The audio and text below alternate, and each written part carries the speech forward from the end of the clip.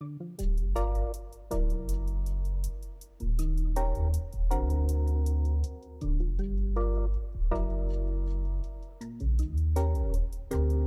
back to the Chatting Average. My name is Adam Busak alongside John Lieber, John Sony. It's been a long time coming, but fellas, we finally are doing an episode in the middle of the season. Oh, thank God. Finally. Season started? We have baseball to talk about, real baseball that matters.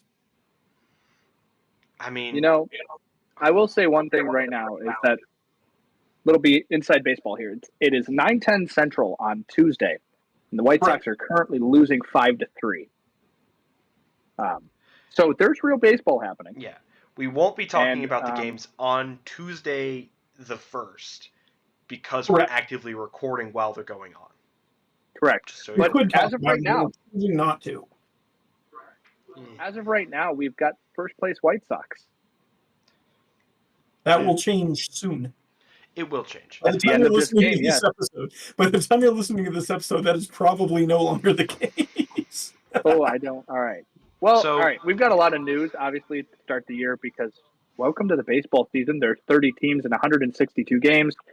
And somebody, after 190 years of baseball being played, probably longer, thought about the whole idea of what if we put more wood where we want our players to hit the baseball with the bat?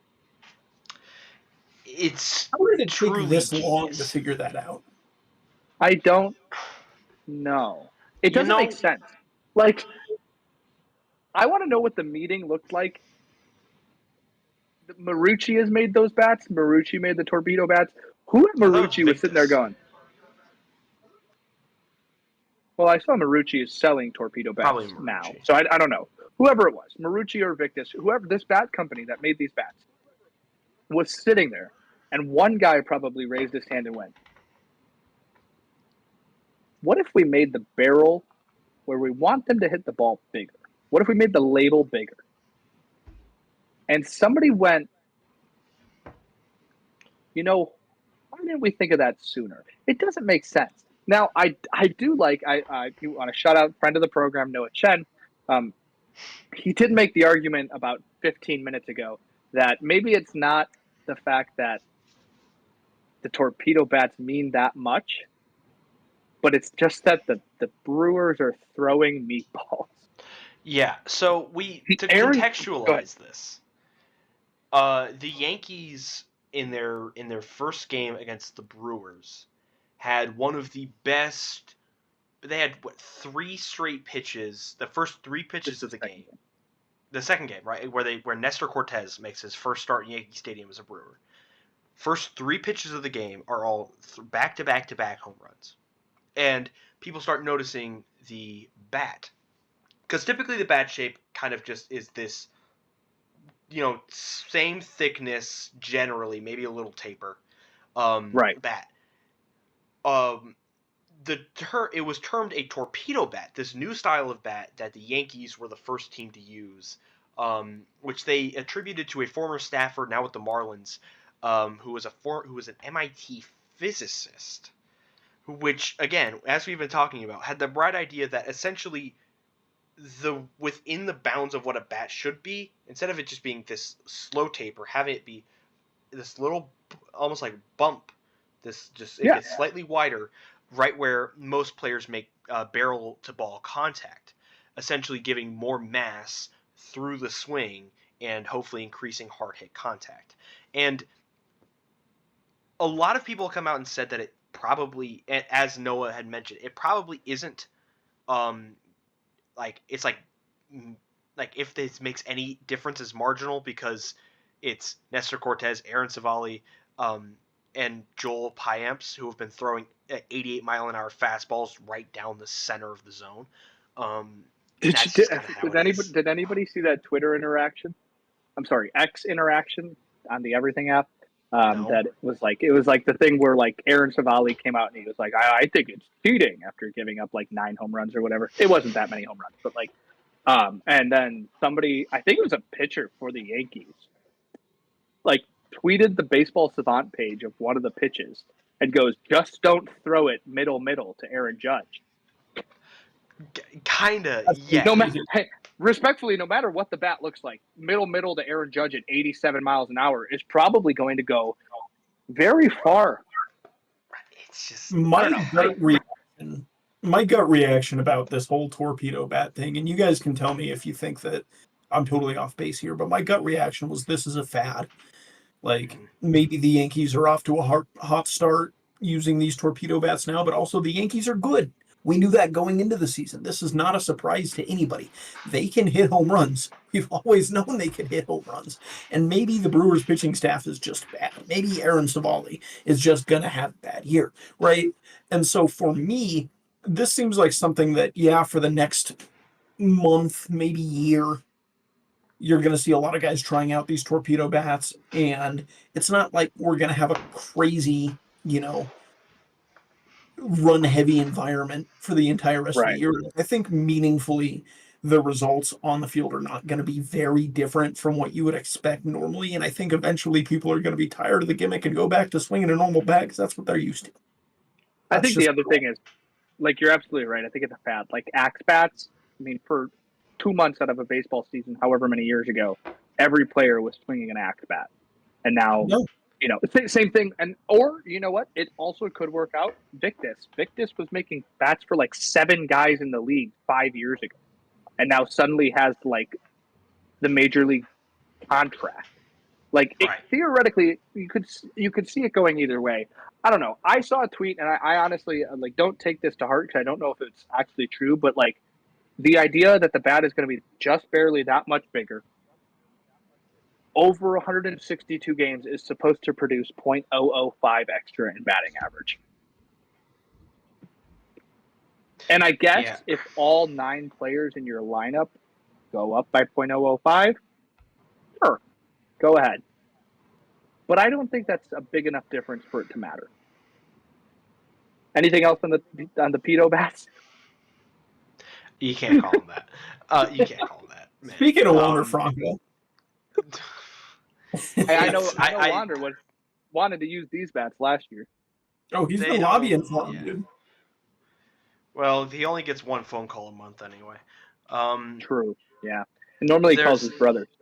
Yeah, there's not much to say about it. I think it'll be a fad. They're gonna go.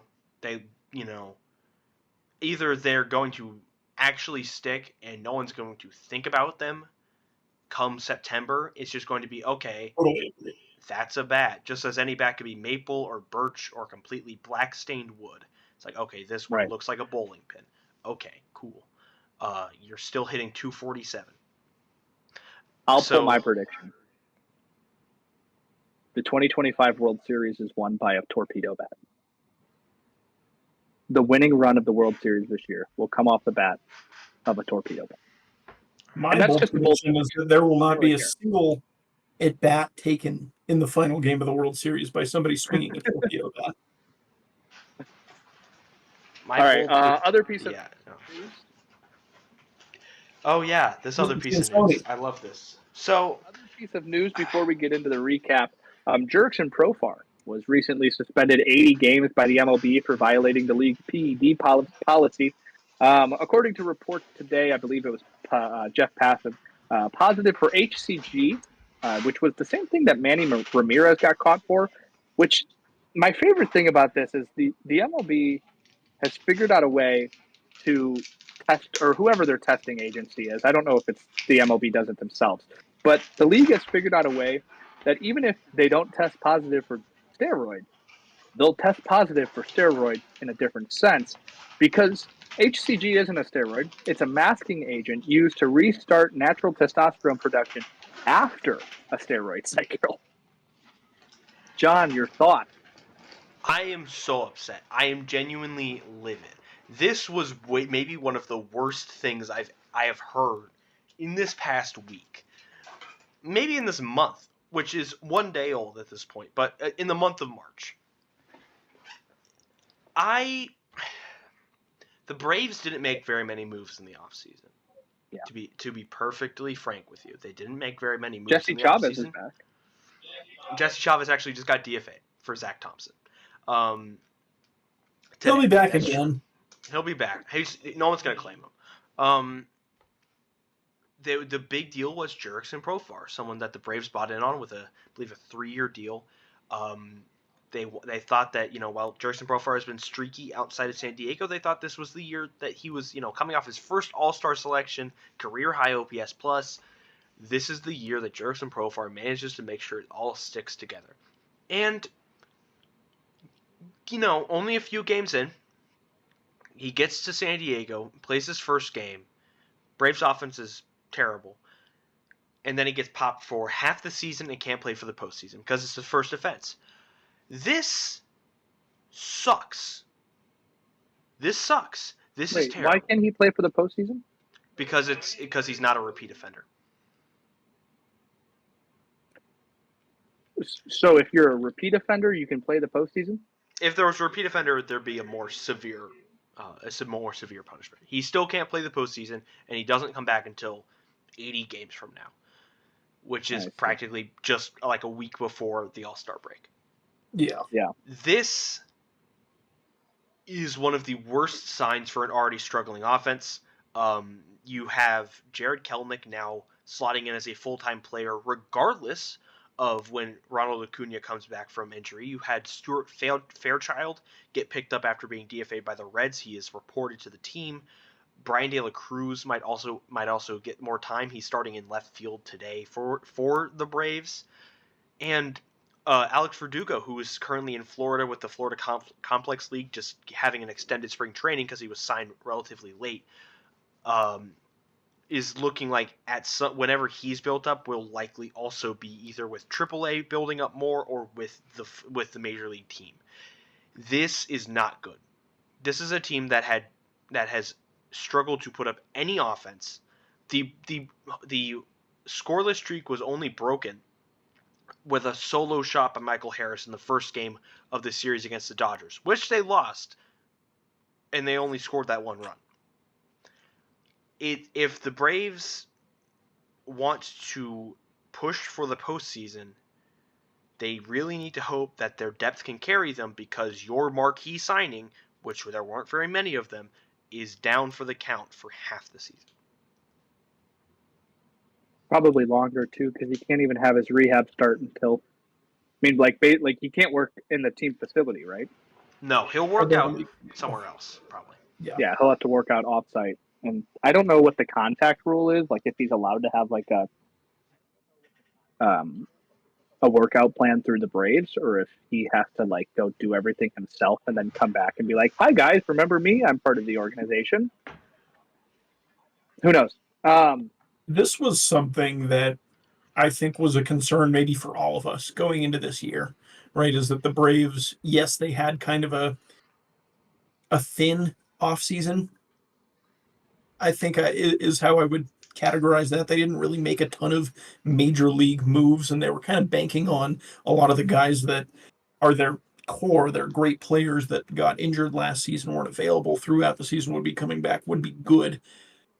But because you didn't address, as many major league needs, you just didn't have a lot of depth. And I think kind of the concern for me personally going into the season for the Braves was, should a freak injury happen, should something happen to like Ronald Acuna Jr. again, this team quickly is very thin in the outfield. It wasn't Acuna going down, and it wasn't an injury, but you've lost one of your mainstay players, basically your only major league contributor that you signed as a free agent less than a week into the season, and instantly you're right back to being very, very thin depth-wise. It's not like there's any players that are sitting around waiting to be signed right now. The season's already started. I still think the Braves are going to be fine. It's early in the season. The bats will come around, but there's a universe where they aren't fine, and I think the wheels on that train have started rolling. Yep. All right. Are we good to hit the what's it called? The recap? The first recap? The first recap. Wow. We haven't done one of these. The opening series of games. Unfortunately, the win percentage between the White Sox and on the other side, the combined winning percentage of the Colorado Rockies and the Atlanta Braves is the exact same at .33. That's 2 wins for the Rockies and no wins for the Braves. 6 losses combined between the two, and 1 win, 2 losses for the White Sox. So we're going to start the interleague play. And this is weird. I don't like how I have to do this like without music. Yeah. Music will be put in post. In afterwards or no? I'm going to edit the music in afterwards. I got to find a different track because if we use the instrumental of Bonnie and Clyde, we might get copy struck. We'll find something. We'll find something. We'll find some royalty-free music. I think I have one. All right, first game of the interleague series, or first series of the interleague series, whatever the multiple of that is the Milwaukee Brewers at the New York Yankees. It was a sweep for the Yankees. Game 1, a 4-2 win. Wells homers. He's the first catcher to ever lead off with a home run on opening day. Volpe and Capra also homer to round that game out. A 20-9 victory for the Yanks in Game 2. First 3 pitches of the game were back-to-back-to-back home runs. Shout out the Torpedo Bats. Game 3, a 12-3 win for the Yankees. Judge 2-run homer. Ben Rice hits a homer. Jazz homers twice, and Bowers a 2-run homer as well, and they take that series sweep, the first of 3 in the interleague series. The New York Mets and the Houston Astros split 2. The Astros win the bread games. Game 1, 3-1. Walker gets the RBI, and then Myers also has an RBI, puts him atop. Game 2, 3-1. The Mets take it. Soto homers, his first of the year. McGill goes 5 innings, pitched 6 strikeouts. Game 3, Houston takes the series here, a 2-1 victory. Pena homers. Jordan has an RBI double for the lead in the 6th, and that's all she wrote.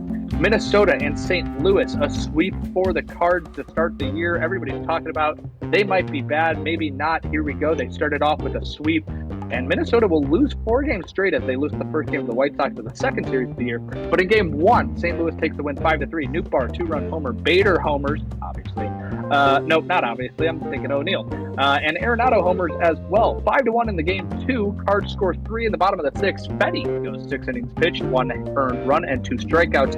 A 9-2 victory to round out the weekend. Victor Scott, the second 3-run home run. Pages, 3-run home run. Castro goes yard, and so does Gorman. That's a sweep for the Cards. And another sweep coming up next. The Dodgers over the Detroit Tigers. Game 1, 5-4 for LA. Edmund homers.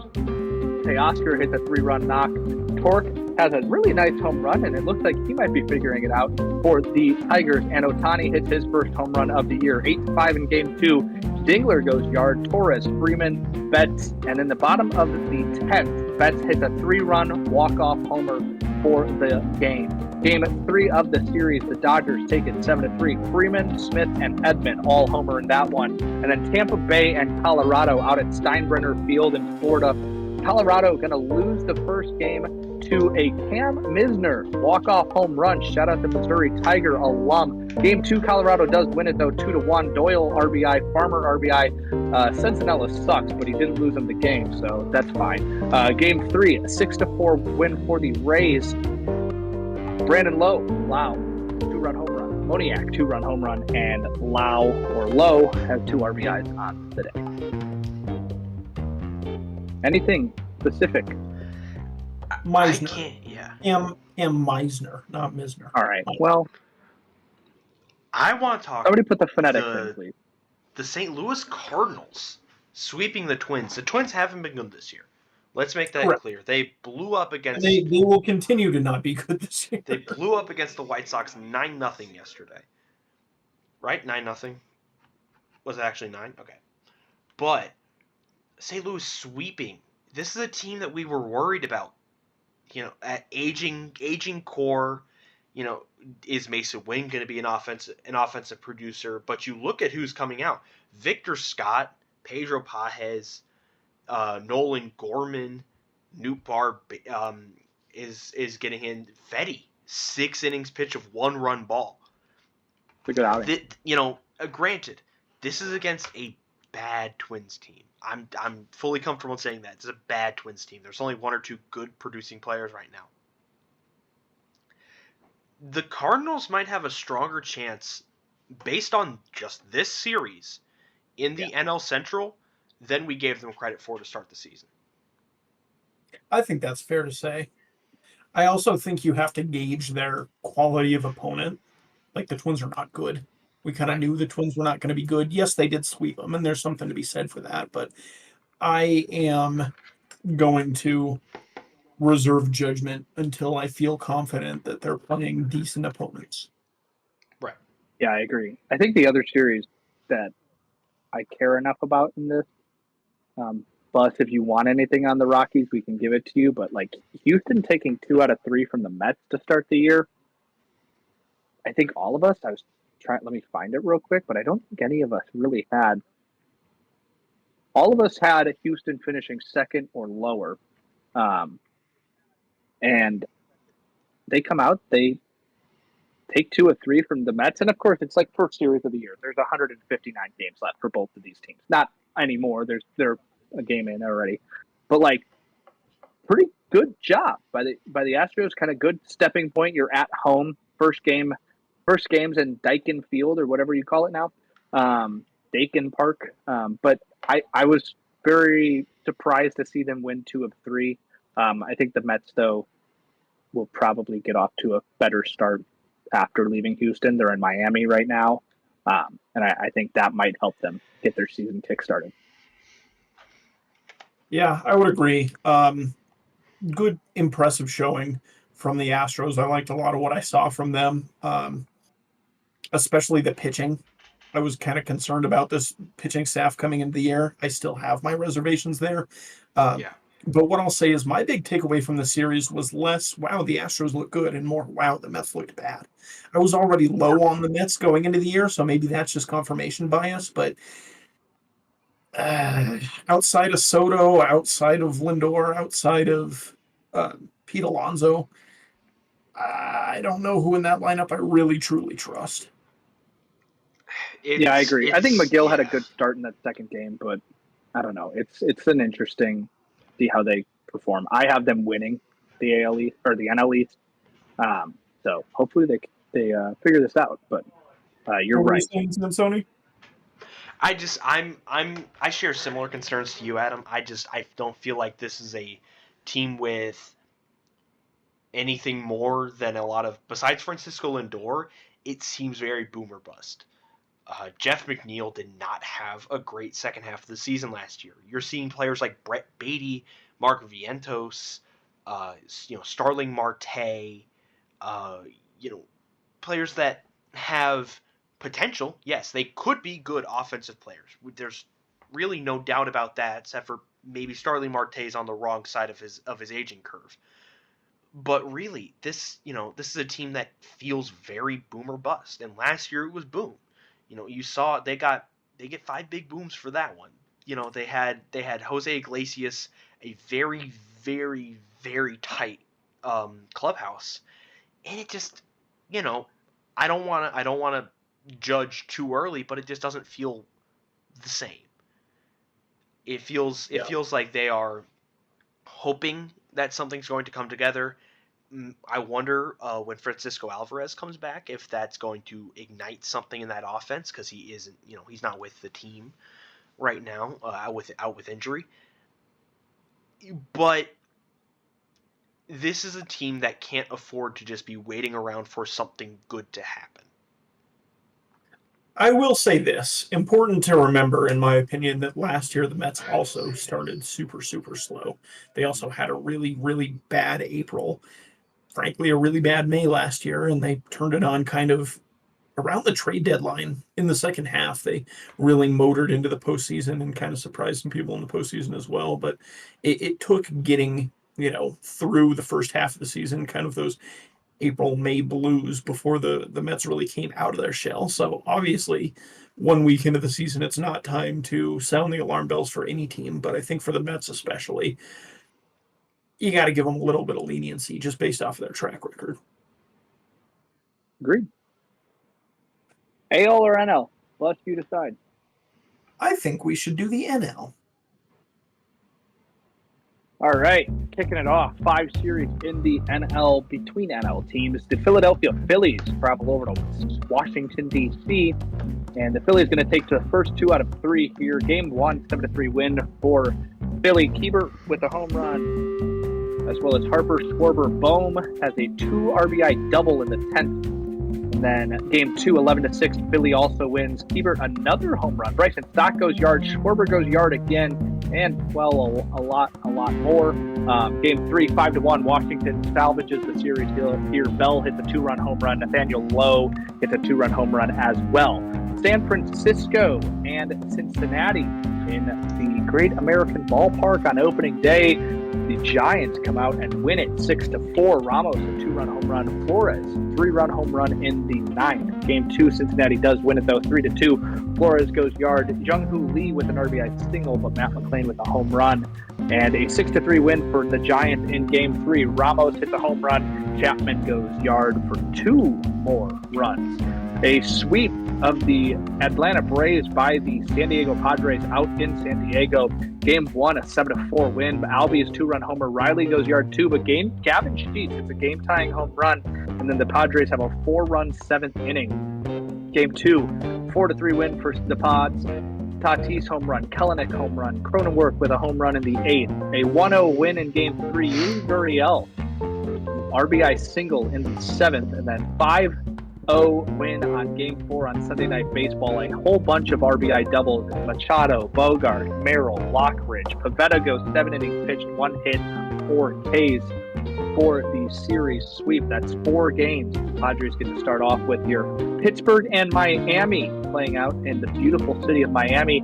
A Miami win here. They walk it off. 3 wins over 4 games, all walk-off. 5-4 in the first game. Miami. Nick Gonzalez hits a 2-run homer. Kyle Stowers single to right in the bottom of the 9th for the walk-off. Game 2, though, Pittsburgh comes out. They win it. O'Neal Cruz with the home run. Otto Lopez with the home run. The Pittsburgh Pirates win it 4-3. Game 3, 5-4. Miami again wins this one. Kyle Stowers ties the game in the bottom of the 9th. Dane Myers single to score. Otto Lopez for the walk-off win. And then Game 4, 3-2. For the Marlins. McCutchen hits a home run, but Conine hits a home run on the same day that his father is inducted into the team's Hall of Fame. A wild pitch by Bednar scores Derek Hill for the walk-off win. And then the final series of the National League is a series split between the Cubs and the Arizona Diamondbacks. Game 1, 10-6 win for the Cubs. Suarez homers, but half homers. Gets 3 RBIs on the day. 8-1 win in Game 2. Arizona takes it. Suarez again. 2-run home runs over the 9 innings. Game 3, 4-3 win for the Cubs. Tucker 2-run home run. Matt Shaw hits his first home run, and Suarez has another 2-run home run. Game 4, 10-6 win for the Diamondbacks. Swanson hits a home run. Suzuki hits a home run. Tucker has a 3-run home run, but the Diamondbacks have an 8-run 8th inning to take the series split, and that wraps up the National League. Ooh, wow. This was a... You'll have to forgive me for starting with the Padres-Braves series here, but the Padres... I think that's the natural place to start. The Padres look good. Really good. Nick Pivetta came in late to the spring, very late signing, and shoved. And this offense, that top 5 in the lineup has... No holes. Jackson Merrill is proving that he's staving off the sophomore slump. Tatis has been great. Cronenworth hits a home run in Game 2. Even players that you didn't expect to produce. Yuli Gurriel, Brandon Lockridge, 2 players that needed a good spring and broke camp and are proving that. Gavin Sheets in Game 1, game-tying home run. I'm sure John's thrilled about that. And of course, another player ended up being John's King of the Week. Yeah, probably the King of the Week for John there. This is a team that all of a sudden is going to make me look really foolish for thinking that they might not make the postseason. And this is way too early. Way too early to say that, because this is what the Padres do. They start really hot. Yeah. And they end really not. And then Tatis gets busted for PEDs. And you know why? And you know what? Jurickson Profar trained with him and his dad in the offseason. Just saying. Anyway, as for the Braves, we already kind of touched on it. That back three in the rotation, like the rotation didn't pitch fantastically. Schwellenbach had a good start, and then Sale kind of stumbled for a bit. AJ Smith-Shawver didn't have a fantastic outing. They need to figure out the offense. We already said it. They need to figure out that offense. I think the other series that truly matters between NL teams, like Philly beating the Nationals, like Philly's going to make the playoffs. Like Cubs to Arizona, a split for them. It's kind of what I expected from 4 games between those two teams. I think we all have them as both playoff teams, if I remember right. Yep. Or like a shot. Like the Diamondbacks have a shot at being a playoff team. The Cubs are kind of probably a playoff team. So I don't know. I thought that one was an interesting one. Like the Cubs just kind of like they crapped the bed in that last game. An 8-run 8th inning. Is this little league? But again, it's game 4 of 162. So like you also have to expect your team to give up 8 runs in 1 inning just because they truly are playing with these 26 guys for the first time. Right. Ooh, Anything else in the National League? Other than that, no. I mean, everything here, as you said, is expected. Boy, the Pirates getting walked off. That's just rough. Yeah, I mean, like you're like for the Pirates, like you're at the brink of 3, like a 4-game sweep, and it just didn't happen. And it's like, right. Okay, cool, wipe it off. First series of the year, go win the next one. Right. But I tell you what, it was very funny walking into the studio at KCOU and hearing from resident Pirates fans, Aiden Kephart and Levi Case, because they are miserable about this. Miserable. Yeah. I mean, that's welcome to my world. As close as it gets. I mean, barring an injury, that's about as rough as a season can possibly start. And obviously, expectations were not high for Pittsburgh. I think that's fair to say. But when you have a couple guys that are supposed to be phenomenal starters in Jared Jones and obviously in Paul Skeens as well, and granted, Jones did not pitch particularly well this series, but Paul Skeens like goes out and gives you a great game, and your bullpen throws it away. Like, this could be a very long year for Pittsburgh fans. There's going to be flashes of a team that could be brilliant, but they're going to be very far away from that. Yeah. American League. So let's move on to the AL. The American League. The League of the Americas. 5 games here as well. Boston and Texas will lead it off here with a 4-game series. Boston takes game 1 at Globe Life Field 5-2. Willie Abreu hits 2 home runs. He's got 3 RBIs on the day. Crochet, of course, is why they win. 5 innings pitched, 4 Ks. The next 3 games, all won by the Rangers. 4-1 in game 2. Heim homers twice. Berger and Young also have RBIs. 4-3 in game 3. Christian Campbell with a home run, and Adolis Garcia has a home run as well. 3 RBIs on the day for him. Game 4, 3-2 for the Rangers. Langford home run. Adolis home run. DeGrom has 6 Ks in his first start of the season. Another 4-game series here. Baltimore and Toronto. The Birds are going to split a series here. Game 1, a 12-2 win for Baltimore. Adley homers twice. O'Neill homers again on opening day. 6 straight opening day home runs for him. Cedric Nolan goes yards twice, and Westberg also takes it on the Timmy hack for a solo homer. Game 2, 8-2 win for Toronto. Holiday hits his home run of the first home run of the year. 5-run fourth for the Blue Jays.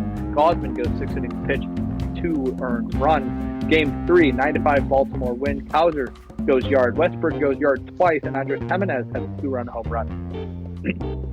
Game 4, a 3-1 win for Toronto. Tyler Heineman goes yard. Springer with a 2 RBI single. Cleveland and Kansas City, an in-division rivalry here. 7-4 win for Cleveland in the first game. Sasquatch hits a 3-run home run. Manzardo hits a 2-run home run. And Kwan has an RBI double in the 10th to go up. They finish it out in the bottom of the inning. Game 2, 4-3 win for Kansas City. Kwan goes yard. Garcia goes yard. Witt Jr. with an RBI double for the lead in the 7th. Game 3, 6-2 win for Cleveland. Manzardo, 2-run homer. Gabriel Arias, a home run. And Schumann goes yard as well. Cleveland takes the bread game. They win it. And LA, the Angels, and the White Sox. White Sox come out in the first game, an 8-1 win for the Southsiders. That'll be the only win they get the series, but it's a nice start to the season for a team that lost 120 games last year. Austin Slater gets a home run. Benintendi hits a 3-run home run. Sosa, 2-run home run, and Hohapi hits a home run to take away that shutout. Game 2, a 1-0 win for the Angels. Moncada single off of Mike Clevenger's leg to score Soler to win the game there. 3-2 win for the Angels in Game 3. Angels scored 2 in the first. Nick Maton hits a homer, but Kyron Paris' home run in the 8th for the lead wins it for the Angels. Athletics and Seattle battling it out in Seattle. They take a series split over 4 games. Seattle wins Game 1, 4-2. Soderstrom homer twice. Rosarena hits a homer. Polanco a 2-run homer for the lead. 7-0 in Game 2 for the Athletics. Brent Rooker hits a 2-run home run, 3 runs in the 7th for the Athletics. Max Muncy, the younger one, the one you haven't heard of probably, hits a home run, and Arias hits a home run. 4-2 win for the Athletics in Game 3. Langeliers hits a 2-run. I call her Langeliers. 2-run home run. Bido hits a goes 5 innings pitch, 4 Ks. Game 4, 2-1 win for Seattle. Soderstrom home run, but a 2-run home run for Julio Rodriguez, and that's why you pay that guy money, I guess. Christian Campbell. Can I talk about Christian Campbell? Yeah, I just want to point out we have two not nicknames, but audible ticks that happen when I read 2 guys' names in that recap. I call her Langeliers. I call her Langeliers. And then Steven. So, Christian Campbell is a rookie second baseman and left fielder for the Boston Red Sox, and he broke camp winning that second base job. David Hamilton's still rostered, so when David Hamilton plays second, he'll play left. Grant Campbell will play left, beat out Vaughn Grissom for that job. Not terribly difficult to do, but you know. And on the young season, 375 average, 1188 OPS. That's really good. He's having one of the hottest rookie starts that he could really have. And the underlying stats under the hood aren't great. He sits at about league average for expected batting average at about 253, expected slug at about 450. So he's really batting above what his metrics show. He's performing better than he should in a vacuum. Maybe getting a little luckier than he should. When you look at 25% K rate, 20% walk rate, and when he's showing a little bit of that classic rookie major league off speed adjustment as well. A 500 batting average against fastballs and 333 against breaking, but a 334 expected batting average against fastballs, so still expected to be better than average when seeing fastballs. 0.094 expected batting average against off speed. So I am high on Christian Campbell. I don't want to get that confused. I like Christian Campbell. I think he's going to be a very good major leaguer. But there were talks that the Red Sox were deep in conversation about extending him already. Ooh. And we need to slow down. We need to stop for a second. There have been rookies who come out of nowhere. There are rookies who come out of nowhere every year and are hot, and then the big leaguers, like the big leaguers they are, adjust to them, and the rookies, like the rookies they are, have a little bit of a slower time adjusting to that adjustment. I think Christian Campbell will be good. I am not trying to tell you to sell high on Christian Campbell. If you have him in fantasy, probably keep him around. But the Boston Red Sox have a very strong glimmer of hope with him, but I think don't expect him to be this golden god of a rookie or a prospect for the rest of the season. Yeah, I mean, I don't know. I'm a little higher on Campbell. He was a sleeper fantasy guy for me this year. I picked him up in multiple leagues. ended up having to start him kind of out of utility due to some injuries and things of that nature. But I've been happy with his production so far. I totally see where you're coming from with early extensions, and a lot of times you see these major league ball clubs kind of buying out players, especially players from the Dominican Republic or from Cuba or from Central America in general. They'll try and buy out these younger players' arbitration years so that they can have them locked up long term. And yeah, maybe you're going to be paying them a little bit more than they normally would have been paid during those arbitration years, but also you buy out a couple of years of free agency and save yourself money in the long term with that mega contract. That's the thought process behind it. To me, Campbell profiles as an everyday second baseman, and he doesn't profile as an all-star everyday second baseman, but he profiles as an everyday second baseman. I think his ceiling is not necessarily as high as a lot of folks think. I think he's going to be a solid ball player, but I totally share your sentiment, Sansoni. Just pump the brakes a little bit on the guy. Sticking that series, I just want to mention the Rangers getting 3 out of 4 from Boston to start the year. Really good start for a team that needed a good start, right? Like last year was the entire season being the hangover from the World Series. A really good start this year can really jumpstart this team and give them a good head start in the AL West. And I think a 3-game win of a series is really solid for the Rangers. Looking at the rest of this, good job by the Athletics. I will quickly say, speaking on that series before you jump ahead, I was very impressed with the Texas pitching staff throughout this series. I mean, that's kind of be the X factor for them. Their meal ticket this year is the pitching staff. Are they going to be good? Are they going to be okay? So far, the answer is yes. Did Kumar pitch in the first 4 games? No, he pitched in the first game of the second series and blew the hell up. Yeah. Okay. Which is not good. No, of course not. But everything else in the American League, a lot of home runs between Toronto and Baltimore. Not like Kyle Manzardo, great start to the year for Cleveland. A couple of home runs to start the year. I have nothing to say about the White Sox and the Angels. And Athletics and Seattle split, and that looks good for John. Yeah, the Athletics winning it all. I watched a ton of that series, just because that's kind of like one of the things I do at the end of my day when I'm done with my work, when I'm done with my dinner, whatever. I'll just surf MLB TV, and whatever West Coast game is on late, I'll watch it till the end, and then as soon as the games drop dead, that's bedtime, right? And so because of that, I tend to pick up a little bit extra West Coast baseball every year. And for whatever reason, this series was the one that had late games every single day. So I watched a lot of this series, and I was impressed with the A's. The Seattle Bats are a big question mark after last season. I think they continue to be a big question mark after one series this year. Putting up, a 0, putting up 2 in the other 3 games. Like, it's not the offensive output that you're looking for. Obviously, some encouraging signs when you look at Arozarena on opening day home run. He's going to be somebody to be fantastic this year, but you also need guys like Victor Robles to really step up in a big way.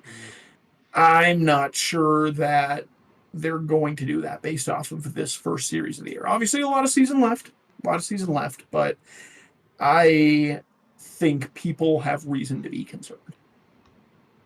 Yeah, I agree. John, you got anything else in the American League? The first 4 starts the White Sox had, their starting pitchers did not give up an earned run. 23 straight innings, and then 25-ish or 27-ish. Shane Smith left. Shane Smith tonight. Had 2. Went into the 5th, and then Venable kind of left him out there. I mean, it's his rookie debut. I don't blame him whatsoever. The Sox aren't supposed to win games this year. Kind of crazy. Martin Perez yesterday went 5 innings pitched, no hits, or 6 innings pitched. Martin Perez shoved, which he went hitless for 6 innings. So This is the first 4 in a rotation that did not give up an earned run. Jonathan Cannon. No, Davis, that's not our opening day starter. I'm just listed. They're not in order. Sean Burke, the opening day starter. Jonathan Cannon. Davis Martin, noted kick change merchant. Shout out Nazis. And the aforementioned Martin Perez, and then Shane Smith, who his rookie debut today. This is a surprisingly, again, Twins bias. They played the Angels and the Twins. To know they played the Angels and the Twins. But Ethan Katz, Brian Bannister, and that Chicago White Sox front office have been doing impressive work with this pitching staff. I'm not gonna say anything particularly, but this might be last year's Mets in that they're going to be an elite streaming starter rotation for fantasy baseball. I don't know every about time. Sean Burke is a good pickup right now. Sean Burke is a good pickup, and apparently Martin Perez is too. I don't. Perez has had flashes in the past. When he was with Texas, there was one year where he was like phenomenal. And he's never really recaptured that. He's never really recaptured that at any stage in his career, but obviously a very impressive start, 6 innings, no hit. By the way, completely ridiculous to take him out of that ball game. He's what, like 32, 33 years old. Like he's been in the league for a long time. You're not worrying about him ramping his arm up. He's a veteran. He knows how to do that. You're not really like playing for wins because you're the White Sox. You're basically already eliminated from playoff contention. Just let him throw. Just let him eat, man. He's got a no-hitter going. Let the guy throw. What are we doing here? Right. And it's not like he's a super exerting pitcher. He tops out at about 92. He's a lefty with a lot of looping, breaking stuff. Correct. That's his thing. Right. He lives on the outside of the zone, in the shadow and the chase, and right at the edge of the zone. He lives there. This isn't a guy who's going to blow out his arm if he goes for pitch number 101. He's not some insane 3-pitch velocity. He's Martin Perez. He throws an 88-mile-an-hour cutter that freezes guys because they just watch it go and stick into the zone. Let the guy eat. Make him go throw 130. If I was play, it's just, that hyperbole. That's how I do it. That's how I do it in MLB The Show. Is I'll forget that I have quick counts on, and all of a sudden the pitcher's at like 122, and it's like because I forgot to cue a relief pitcher to come in, and all of a sudden it's the start of the 7th, and like Sandy Alcantara is just sitting there with his arm dangling from his socket. Like you could do that with Martin Perez. Word to former Rockies pitcher Pedro Estacio, who once threw 140 pitches in a game. Stuff happens. He gave up like 3 earned runs too. They were just letting him eat. Bring back old school baseball, man. I miss that. Yep. Throw 60-mile-an-hour ephyses. I think that wraps up our recap here. Let's move into just some quick news, real fast topics here before we hit the grid. If you've got something to say on it, I'm going to read out 2 different news things. We'll go through some DFAs for some transactions and some injuries to catch up with. Carson Kelly hit for the cycle before the Braves won a game in an 18-3 win over the A's. Yes, that's correct. Yeah. 18-3 win over the A's last night. Kelly hit the home run, or Kelly hit for the cycle. I think it's really interesting. Just real quick, he wouldn't have hit for the cycle if the A's center fielder had played baseball before. He jumped into the wall twice. Like the double bounced in and out of his glove as he jumped into the wall. He jumped into the wall prematurely. On the triple, that's kind of like do you make the play? It's game 4. Do you not make the play kind of thing? And Carson Kelly just kept running. But a catcher for the cycle in game 5 of the season for the Cubs. Garrett Crochet. The reason that you don't make the play there is because it was already 16-3 when he hit the triple. It was in the bottom of the 8th. Like the game was over. There was no reason for this man to be chugging third base. There was no reason for the outfielders to be trying. Like, at this point, you've had, like, Right? you've Like, what are had we doing here? position players warming in the bullpen for 3 innings. Like, the game has been out of hand. You know what I mean? Yeah. It's kind of salt in the wound. But hey, good for Carson Kelly. Good for Carson Kelly. Garrett Crochet gets a 6-year, $170 million extension that's between 2026 and 2031. There's an Very opt-out deserved. clause after 2030. It's the largest contract signed by a pitcher with 4+ years of service time. That's Jacob deGrom's 2018 deal that was worth 5 years, 137. Very deserved. Good job by the Red Sox to lock him up. I think that's all you have to say. Quick on some transactions. The Yankees signed Adam Ottavino. The Braves assigned Sean Murphy to the Gwinnett for rehab. That could be important, bud. It could very much could. He hit a home run for like 420 foot off. There you go. In his rehab start today. There you go. Braves DFA Hector Neris. Braves select the contract of Jesse Chavez and then DFA him. And the A's DFA'd Esteury Ruiz, which I think is really interesting. If any team needs an outfielder right now, Braves, go pick up. Go Don't grab worry. him off waivers. Stuart Fairchild is on his way to Los Angeles. I also right don't now. think that. I don't think that's that bad of a waiver claim. That's Braves did. That's Like fine. that could be actually pretty solid for them. He's no worse than Brian De La Cruz. Right. Some injuries to catch up on. Colton Cowser's on the 10-day IL with a left thumb fracture. Aaron Savale, after giving up 1 billion home runs, goes on the 15-day IL for a strained left hamstring, or as I like to call it, the ghost IL, where I get to go play minor league baseball because I suck so bad.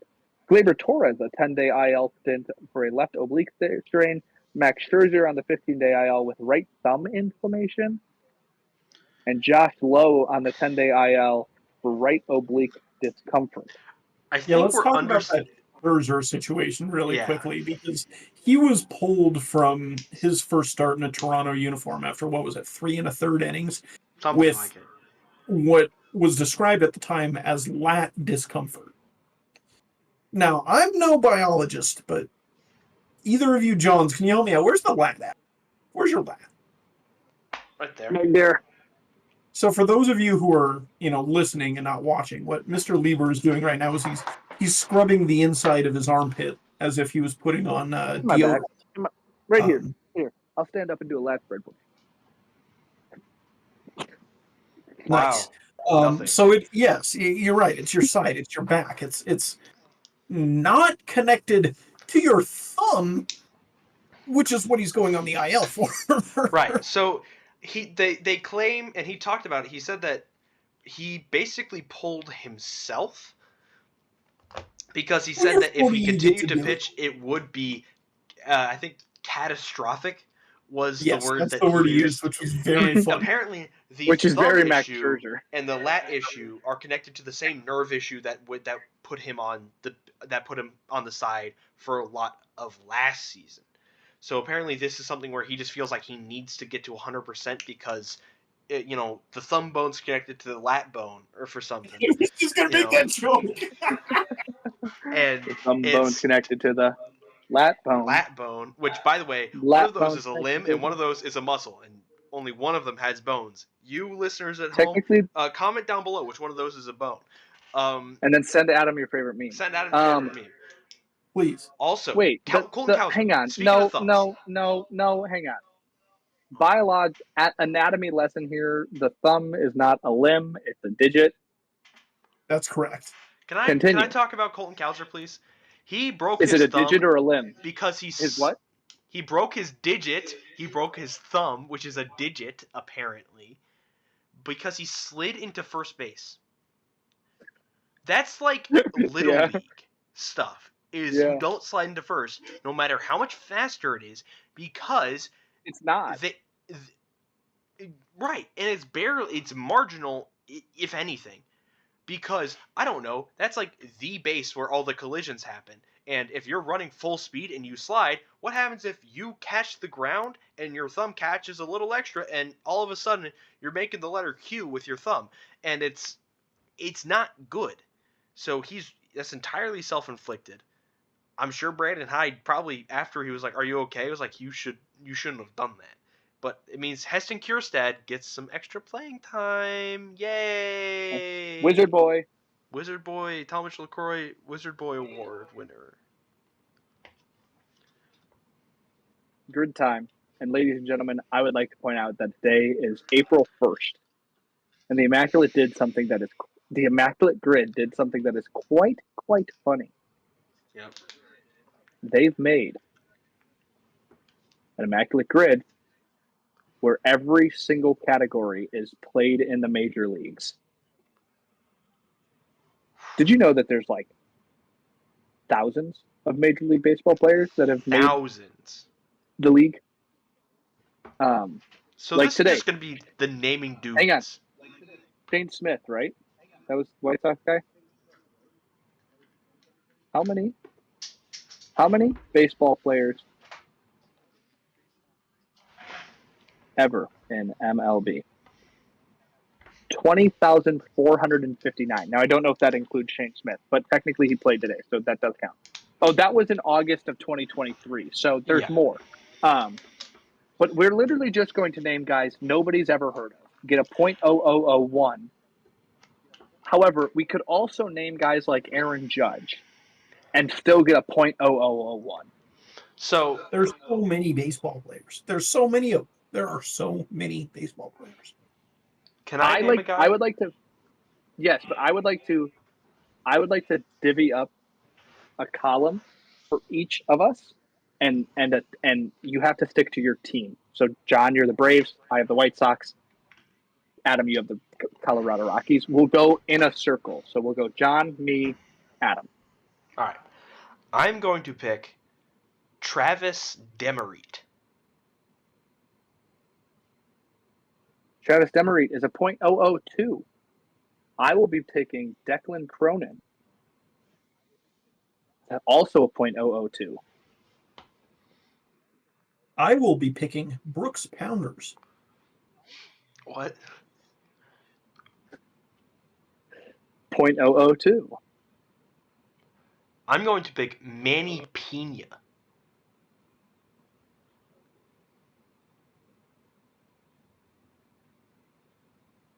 That's a great pick, John. I'm going to take Brett Lowry.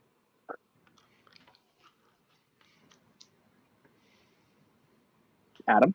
I am going to pick Stephen Cardullo. That's Stephen with a PH. I know. I heard you pronounce it. What? .002. Everybody we've picked is a .002. I'm going to round it out here. Give me Rylan Bannon. RYLAN. .002. I'm going to take Matt Davidson. And Adam, your final pick to finish the grid. With the final pick in the 2025 Chatting Average Draft, Adam Busak selects Tim Melville. Melville. Okay, that's what I thought. Oh, wow. Our rarity score of 0. Babe Ruth is the number one answer in every spot. There has not been a single person who has done the grid all day who has gotten anything wrong. Every box has 100%. Yeah, I think it would be impossible to get wrong. Actually. Hang on, wait. The percentages are technically wrong. 2 people in all of the world today didn't get a single one. 79 people only got 1. They had to have hit give up or something, right? Correct. I'd assume so. The official count on Baseball Reference, which I would assume starts from this morning at 6 a.m., was 23,296 baseball players. I don't know if that makes Shane Smith 23,297. I don't know if anybody else made their debut today, but maybe they did. But I think that wrapped up the first chatting average of the 2025 MLB Major League Baseball season. Yep. I would like to thank I would like to thank Rob Manfred. We didn't talk about it yet, but I'm pretty sure the balls are juiced. I think they honestly, are back to being lively. I hope so. And I would like to thank the man in charge of the league just this once. Never again. John Sansoni, you got anything else to say? this. Nope. Adam Busek. Shout out to the Palisade Baseball Bulldogs, and specifically shout out to Caleb Blank, who I saw drop the greatest suicide squeeze that I have ever seen in my entire life earlier this afternoon. Bulldogs get the win over the Coleridge Titans 3-2 in the snow. Do I I'd also actually like get to to say shout out- something? No. I'd like to shout out the Mizzou baseball team who got a 25-10 victory today. Very nice. John, please say something. You ever made a Google form before? Shout out that function where when you make a Google form, you get to export it to Google Sheets. Oh, that's so nice. It is so nice. Yeah. So nice. So So that's all I nice. have to say about it. That's all I have to say.